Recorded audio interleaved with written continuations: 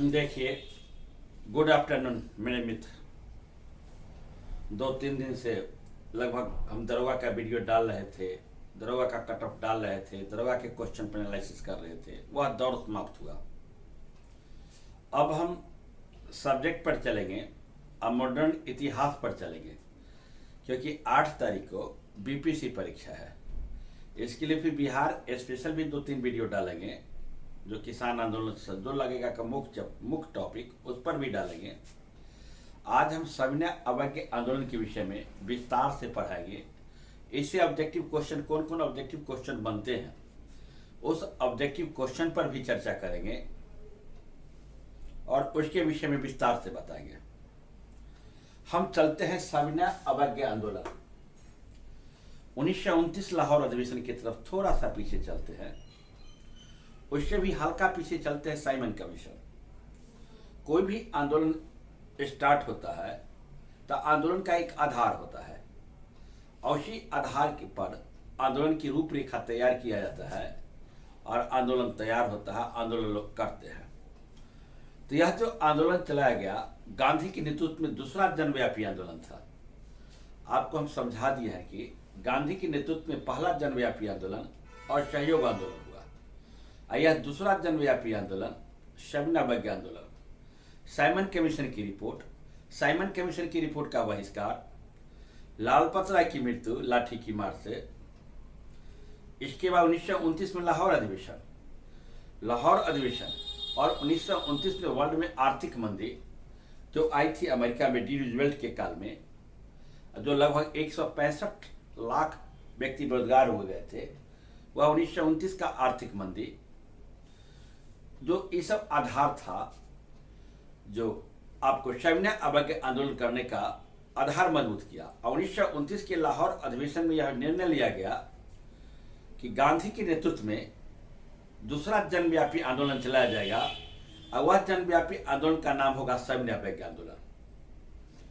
गांधी ने सविनय अवज्ञा, कोई भी गांधी आंदोलन चलाते थे, हम गांधी की बात जब करते हैं तो गांधी हमेशा अहिंसा की बात करते थे। अहिंसा रामराज। आंदोलन में तनिक भी हिंसक हो जाए, वह आंदोलन को बंद कर देते थे। तो गांधी का एक तरीका था, कोई भी आंदोलन करने के पहले जो उनकी मांग थी, उस मांग को जो अधिकारी अंग्रेज थे, उस अंग्रेज अधिकारी के समक्ष प्रस्तुत करना।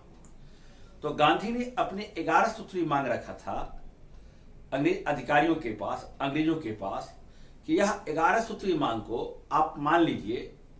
आप मान लीजिएगा तो हम आंदोलन नहीं करेंगे, लेकिन आप 11 सूत्री मांग कौन कौन मांग था, यह बहुत इंपॉर्टेंट बात है। परीक्षा में आपसे पूछा जा सकता है कि गांधी में 11 सूत्री मांग के अंतर्गत कौन सा मांग नहीं था। इसलिए जब ऑब्जेक्टिव की परीक्षा जो बीपीएससी मल्टीपल चॉइस क्वेश्चन जो लेती है, 5 जो चॉइस रहता है, उसमें दिया जा सकता है कि गांधी द्वारा जो 11 सूत्री मांग रखा गया था, वह इसमें से कौन मांग नहीं है। तो हम आपको गांधी का 11 सूत्री मांग पर हम चर्चा करेंगे। गांधी का 11 सूत्री मांग क्या था, देखा जाए। पहला मांग था जो किसान, देखिए किसान तरफ थे। देखिए किसान किससे तरफ थे, अंग्रेज थे। अंग्रेज क्या लेता था, लगान लेता था। तो कहे कि 50% लगान की दर को कम किया जाए। पहला मांग, क्या मांग था, लगान के दर को 50% कम किया जाए। सेना में खर्च बहुत होता था, सेना पर खर्च, कहे कि सेना के खर्च में 50% कटौती किया जाए। और जो वेतन पर जो अंग्रेज थे यहाँ पर रहते थे, उस पर वेतन बहुत अधिक दिया जाता था। तो कहे कि वेतन पर 50% की कमी किया जाए। ये तीनों मांग याद रहेगा आपको। लगान में 50%, सेना के खर्च में 50% कमी किया जाए, और वेतन के कटौती में 50% कमी किया गया। जो वस्तु आयात करता है, विदेश से जो वस्तु आयात करते हैं, उस विदेश की वस्तु पर आयात पर टैक्स अधिक लगाया जाए। तो टैक्स गांधी जी अधिक विदेशी आयात की वस्तु पर क्यों रखे मांग। अगर आयात टैक्स अधिक होगा तो वस्तु मार्केट में क्या होगा, महंगी होगी। अब वस्तु मार्केट में महंगी होगी तो जनता उसको खरीदना नहीं चाहती है। कोई भी कंज्यूमर होता है, उपभोक्ता होता है, मार्केट में सस्ती वस्तु पसंद करता है।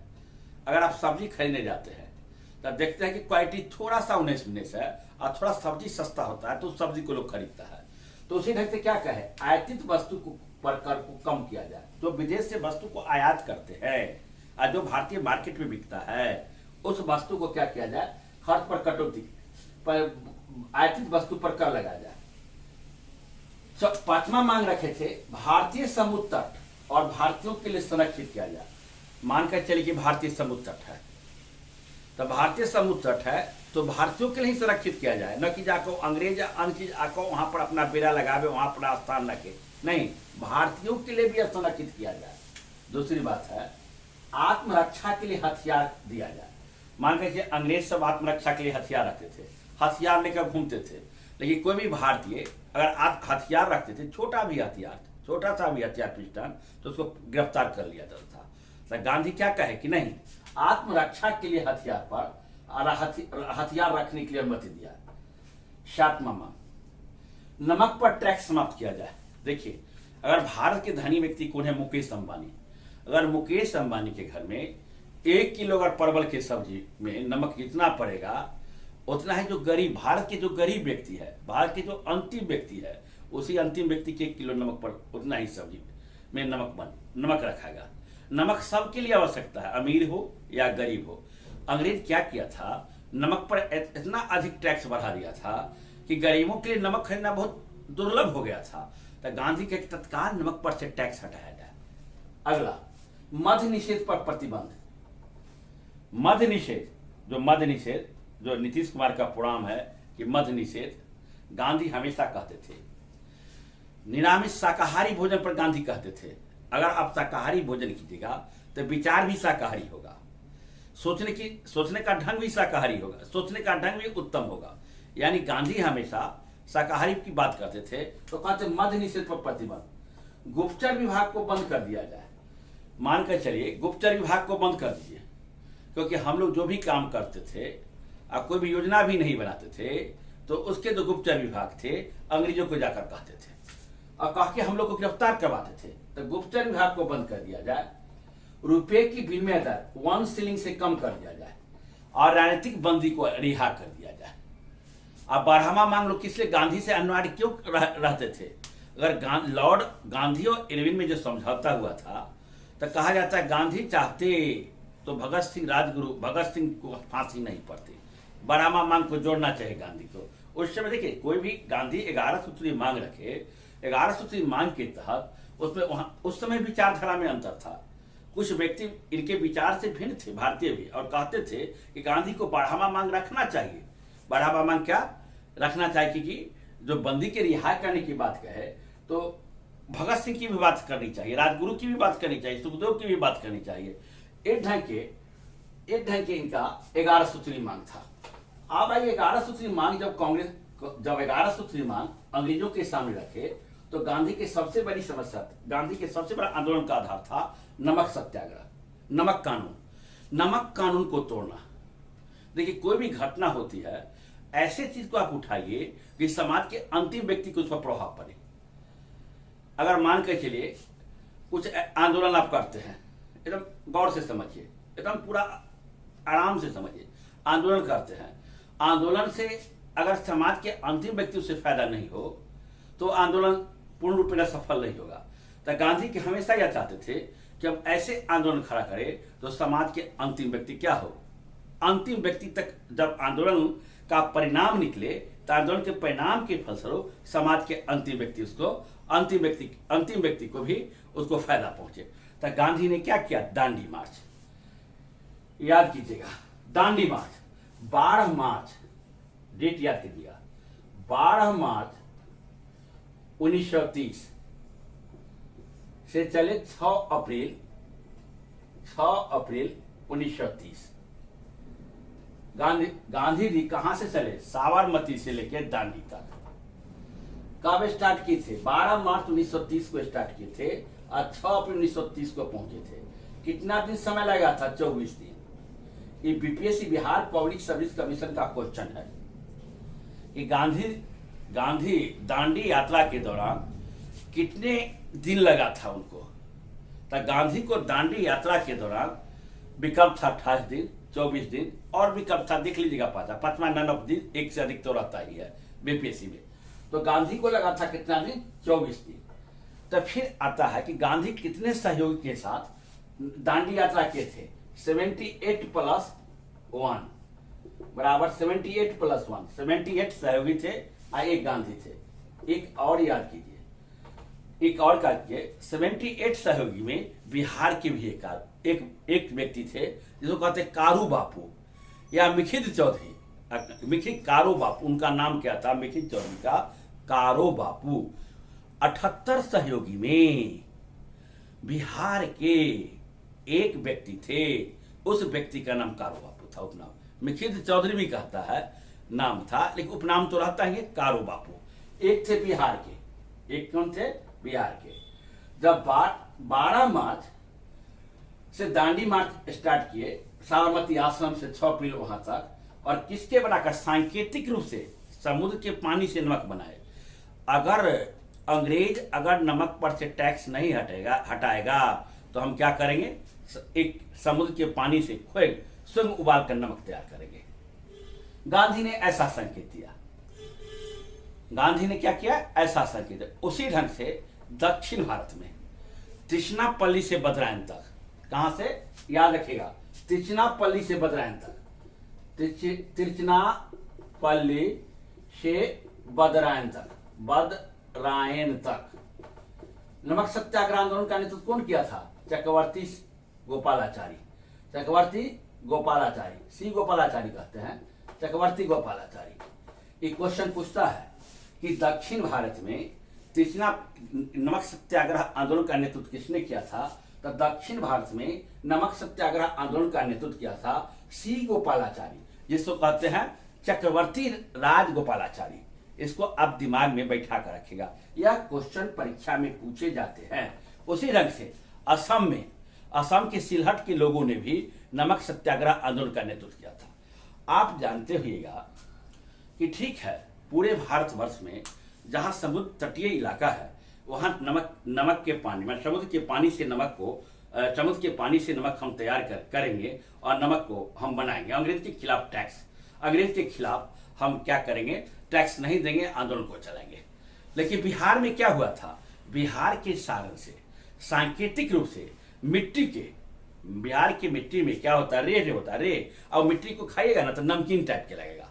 हम लोग के भी जहाँ घर है समस्तीपुर इलाका, वैशाली इलाका में रेत, जब हम लोग बचपन में थे तो कुछ हम लोग का जमीन था रेत टाइप के, तो जो ही जब बच्चा थे तो ऐसे जीप पर रखते थे तो नमकीन टाइप के लगता था मिट्टी।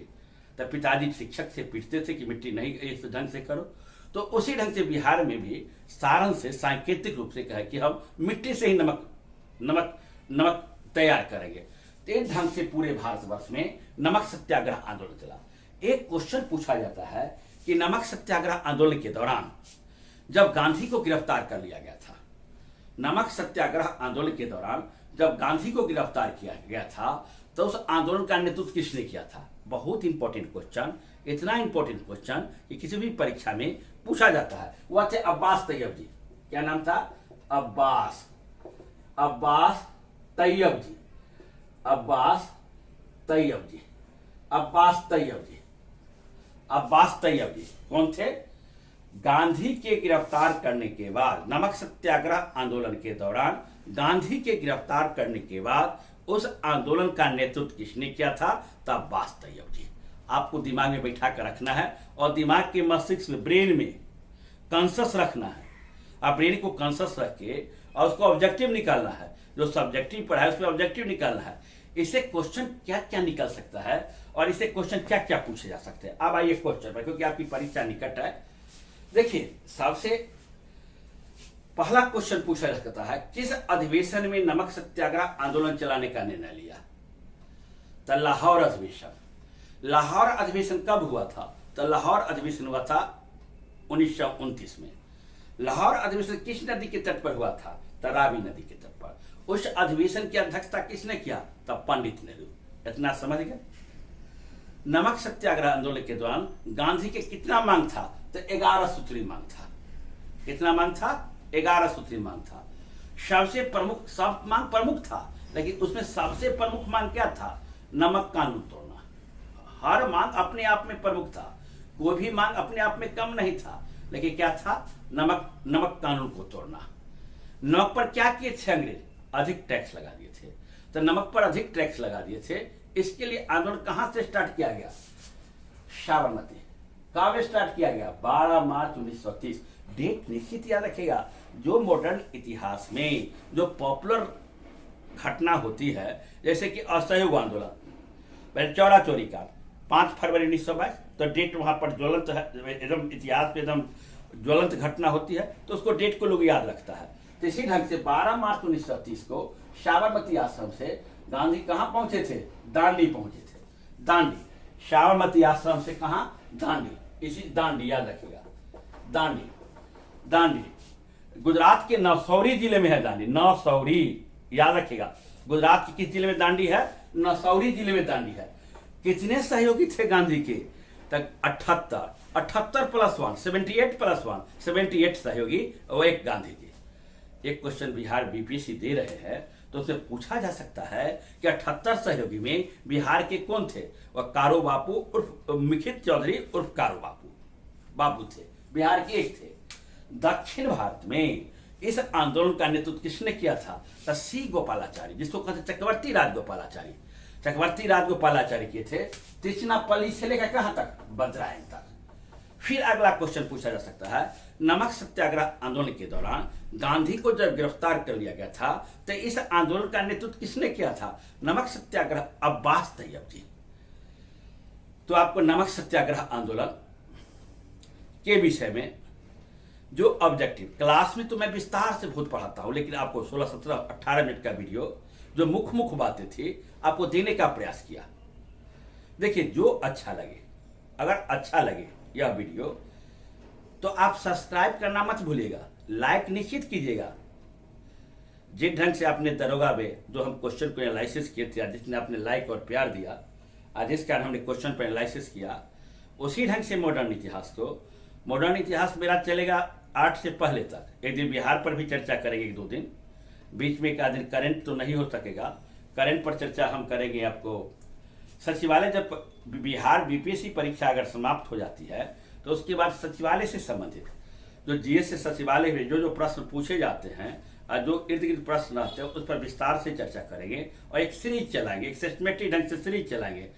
हम सोचे कि मॉडर्न इतिहास में क्वेश्चन ज्यादा उठाता है, तो इसलिए मॉडर्न इतिहास को चुने हैं। इसलिए कल जो हम चर्चा करेंगे, कुछ बिहार के कुछ मुख्य टॉपिक पर, किसान आंदोलन हुआ, चाहे मुख्य पर्सनालिटी हुआ बिहार पर, उस पर चर्चा करने का प्रयास करेंगे।